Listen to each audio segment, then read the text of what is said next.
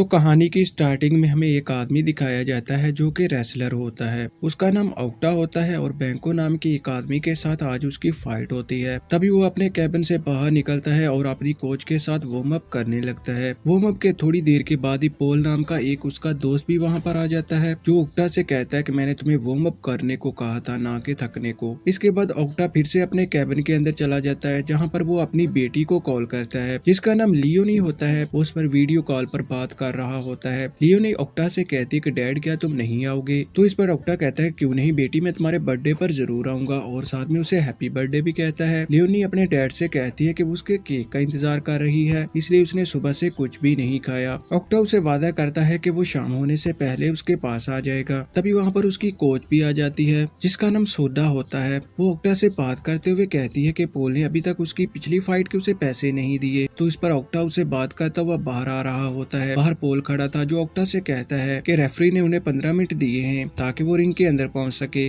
रास्ते में ओक्टा पोल से कहता है कि मेरी बेटी ने कुछ नहीं खाया, इसलिए उसे आज शाम से पहले उसके पास जाना है। पर पोल कहता है कि यहाँ तुम अपनी फैमिली को टाइम दे सकते हो या फिर अपने कैरियर को, इनमें से तुमको एक चुनना होगा। लिहाजा वो जैसे ही वहाँ पर पहुंच जाते हैं तो ओक्टा मोबाइल के ऊपर एक पिक्चर दिखाता है जो एक छोटी सी प्यारी सी बिल्ली की होती है। वो पोल से कहता है कि क्या ये तुम बिल्ली मुझे ला के दे सकते हो, क्योंकि मैं आज अपनी बेटी के बर्थडे पर उसे ये गिफ्ट करने वाला हूँ। लिहाजा वो जैसे रिंग की तरफ जा रहे होते हैं, उन्हें वहाँ पर दो आदमी मिलते हैं। इनमें से एक का नाम कोजी और दूसरा विनियो होता है। कोजी ओक्टा के साथ बात करता हुआ कहता है कि आज उसकी फाइट है और उसने उसके ऊपर काफी पैसे लगाए हैं। इस पर ओक्टा कोजी के साथ झगड़ पड़ता है तो कोजी उसे कहता है कि यही जुनून तुम अपना रिंग के अंदर दिखाना और तुम जीत जाओगे। ओक्टा को उसकी बीवी की कॉल आती है जिसका नाम मीना होता है। वो ओक्टा से बात करती हुई उससे कहती है कि तुमने अपनी बेटी से वादा किया था कि तुम उसके बर्थडे पर आओगे, लेकिन आज तुमने अपनी फाइट रख ली है। तो इस पर ओक्टा अपनी बीवी से कहता है कि वो शाम होने से पहले आ जाएगा। मीना कहती है कि तुमने मुझसे वादा किया था कि 3 महीनों के लिए तुम शाम 5 बजे घर के अंदर होगे। तो ओक्टा कहता है कि मुझे थोड़ी देर हो जाएगी, लेकिन मैं 7 बजे तक घर पहुंच जाऊंगा। इस पर मीना कहती है कि अब बात सुबह। तभी ओक्टा गुस्से के अंदर आ जाता है और अपने पास पड़ी हुई चेयर को दूर फेंक देता है। ओक्टा पोल से बात करता हुआ उसे कहता है कि मीना मुझसे मेरी बेटी की कस्टडी चाहती है, वो उसे छीनना चाहती है। तो पोल कहता है कि तुम जल्दी से अपनी फाइट खत्म करो और मैं तुम्हें तुम्हारी बेटी तक छोड़ देता हूँ। ओक्टा जैसे ही फाइट लड़ने के लिए बाहर जाता है तभी वापस उसकी बीवी की कॉल आती है, लेकिन यहाँ पर उसकी बीवी नहीं, उसका लॉयर बात करता है। वो ओक्टा से उसकी बेटी की कस्टडी मांग रहा होता है। इस पर ओक्टा कहता है कि तुम मेरे साथ ऐसा कैसे कर सकती हो? तभी मीना उससे कहती है कि यहाँ तो तुम 6 बजे से पहले घर आ जाना, यहाँ तुम अपनी बेटी की कस्टडी मुझे दोगे। तो इस पर ओक्टा वहाँ से भागने लगता है। वो जैसे ही बाहर निकल रहा होता है उसे रिको नाम का एक आदमी मिलता है जो ओक्टा से कहता है कि आज उसने उसके ऊपर काफी पैसे लगाए हैं, इसलिए ओक्टा को जीतना होगा। ओक्टा सॉरी करता हुआ वहाँ से बाहर निकलता है। पीछे कोजी और विनियो के आदमी भी लग जाते हैं जो कि ओक्टा को पकड़ रहे होते हैं, क्योंकि उन्होंने ओक्टा पर काफी सट्टा लगाया था और अगर ओक्टा वहाँ से भाग निकलता है तो वो सारे पैसे खो देंगे। लिहाजा वो उसके पीछे लग जाते हैं। ओक्टा भागता हुआ एक टैक्सी के अंदर बैठ जाता है, लेकिन ट्रैफिक जाम होने की वजह से उसे उस टैक्सी को भी छोड़ना पड़ता है। अब वो भाग रहा होता है। एक चौराहे पर विनियो के आदमी उसे रोक लेते हैं, वो उसके साथ लड़ने लगते हैं। ओक्टा उन्हें बुरी तरह पीट रहा होता है। ओक्टा उनके साथ लड़ता लड़ता अचानक से बेहोश हो जाता है। वो उसे गाड़ी के अंदर डालकर जैसे ही लेके जा रहे होते हैं, ओक्टा को फिर से होश आ जाती है और वो फिर से विनियो के आदमियों के साथ लड़ने लगता है। वो गाड़ी से बाहर आ जाता है और वहाँ से भागने लगा था। अब वो भागता भागता एक गाड़ी के साथ टकराता है। इसी वजह से उसे 2 पुलिस वाले पकड़ लेते हैं। वो उसे अपनी गाड़ी के अंदर डाल के जैसे ही लेके जा रहे होते हैं, अचानक से एक गाड़ी उनकी गाड़ी के साथ टकरा जाती है। इसी के साथ उनकी गाड़ी उल्ट जाती है। ओक्टा अभी तक जिंदा होता है जो उस गाड़ी से बाहर निकलता है। सामने विनियो भी था जो उसे गन दिखाता है और ओक्टा से कहता है कि उसे वापस चलना होगा। लिहाजा ओक्टा उसे गन छीन लेता है और फिर वहाँ से भाग जाता है। अब वो वापस पॉल को कॉल करता है और उससे पूछता है कि ये विनियो कौन है। तो यहाँ पर पॉल बताता है कि उसकी फाइट फिक्स थी, उस पर बहुत ही ज्यादा गैर कानूनी सट्टा लगाया गया है और ये सट्टा विनियो ने लगाया है। अगर वो हार गया तो उसे काफी पैसे चुकाने होंगे, इसलिए वो ओक्टा से कहता है कि हम इन लोगों से पंगा नहीं ले सकते और तुम वापस रिंग के अंदर आ जाओ। तो इस पर ओक्टा कहता है कि नहीं, आज मुझे अपनी बेटी से मिलना है। लिहाजा वो वहाँ से भाग निकलता है। वो भागता भागता अपने उसी स्टूडियो के अंदर चला जाता है जहाँ पर उसके दूसरे साथी भी होते हैं। पीछे वहाँ पर विनियो और उसके आदमी भी आ जाते हैं। ओक्टा और उसके सभी ट्रेनी उनके साथ लड़ने लगते हैं। वो ट्रेनी उनके साथ लड़ रहे होते हैं जबकि ओक्टा पिछले रास्ते से भाग रहा होता है। वो जैसे ही वहाँ से भागता है तो वो भागता भागता एक केक शॉप पर आ जाता है जहाँ पर वो केक को लेने के बाद जैसे ही वहाँ से निकल रहा होता है, विनियो और उसके आदमी वहाँ पर भी आ जाते हैं। विनियो ओक्टा के केक को जैसे ही नीचे फेंक देता है तो ओक्टा उसके साथ लड़ने लगता है और उसे बुरी तरह पीटता है। अब वो उस केक शॉप से भी बाहर निकलता है। तभी वो वहाँ पर पर बैंको को भी देखता है और भाग रहा होता है। भागते भागते रास्ते में एक बाइक वाला आदमी आ जाता है और असल में ये रिको ही होता है। ओक्टा उसकी बाइक के ऊपर बैठ जाता है और साथ में पूछता है कि तुम यहाँ पर क्या कर रहे हो। तो रिको कहता है कि मैं सिर्फ तुमसे यही पूछना चाहता था कि तुमने फाइट को बीच में क्यों छोड़ दिया। तभी रिको ओक्टा को अपने साथ ले जाता है जहाँ पर बहुत सारे आदमी पहले मौजूद थे। वो ओक्टा को चेयर के ऊपर बांध लेते हैं। वहाँ पर एक बूढ़ी औरत भी होती है जो ओक्टा से पूछती है कि चीनू कौन है और तुम उसके साथ कब से काम कर रहे हो। तो ओक्टा कहता है कि मैं किसी के साथ काम नहीं कर रहा, मुझे बाद में पता चला था कि मेरी फाइट फिक्स है, मेरा एक अपना स्टूडियो है और मैं उसी पर काम करता हूँ। लिहाजा वो जैसे ही ओक्टा को जलाने वाले होते हैं तो ओक्टा चेयर के साथ ही वहाँ से भाग निकलता है। वो एक ट्रेन के अंदर गिर जाता है जहाँ पर एक छोटी सी लड़की उसकी मदद करती है और उसके हाथ खोल देती है। यहाँ पर ओक्टा को फिर से उसकी बेटी की कॉल आती है। उसे कहती है कि मम्मी बहुत ज्यादा गुस्से के अंदर है, इसलिए उसे आज जल्दी लौटना होगा। ओक्टा जैसे ही ट्रेन से बाहर निकलता है तभी वो वहाँ पर बैंको को भी देखता है। ओक्टा फिर से भागने लगता है और एक पब के अंदर चला जाता है। यहाँ पर बैंको भी उसके पीछे ही आ जाता है और बैंको और ओक्टा की यहाँ पर फाइट होने लगती है। बैंको क्योंकि एक अच्छा फाइटर होता है इसलिए ओक्टा उसे बड़ी मुश्किल से हरा रहा होता है। वो उसे बुरी तरह पीटता हुआ वहाँ से निकल जाता है, लेकिन यहाँ पर उसके पेट पर एक जख्म हो चुका होता है। ओक्टा वहाँ से सीधा निकलता है और अपने घर पर चला जाता है जहाँ पर वो अपनी मॉम और डैड से मिलता है। यहाँ पर ओक्टा की मॉम उससे पूछती है कि तुम्हारे पेट पर क्या हुआ है। तो ओक्टा उसे बताता है कि सिर्फ उसका एक छोटा सा एक्सीडेंट हो गया था। वो कुछ देर रेस्ट करता है और फिर अपने घर से बाहर निकलता है जहाँ पर वो जाता है और एक बिल्ली को खरीद लाता है ताकि वो अपनी बेटी को गिफ्ट दे सके। लेकिन यहाँ पर कोजी और उसके आदमी आ जाते हैं जिनके पास पोल पहले से होता है। कोजी यहाँ पर पोल को गन की मदद से शूट भी करता है। तभी वहाँ पर ओक्टा उनके साथ भी लड़ने लगता है और इतनी ही देर में वहाँ पर पुलिस वाले भी आ जाते हैं जो कोजी और उसके आदमी को पकड़ कर ले जाते हैं। ओक्टा जख्मी हालत के अंदर ही अपनी बेटी से मिलने के लिए निकल पड़ता है। वो जैसे ही घर के बाहर जाता है तो वो बेहोश होकर गिर पड़ता है। तभी बाहर उसकी बेटी भी आती है जो अपने डैड को ऐसे देखकर उसके साथ सिमट जाती है। इधर मीना भी अपने घर से बाहर आ चुकी होती है जो उस प्यारी सी बिल्ली को देखने पर उसे उठा लेती है। वहाँ पर मीना का वकील भी होता है। मीना उसे वहाँ से जाने का कहती है और इसी के साथ ये कहानी इधर खत्म हो जाती है। तो थैंक यू दोस्तों, मिलते हैं नेक्स्ट वीडियो में जल्दी ही। तो तब तक आप मेरे साथ बने रहें इस चैनल पर।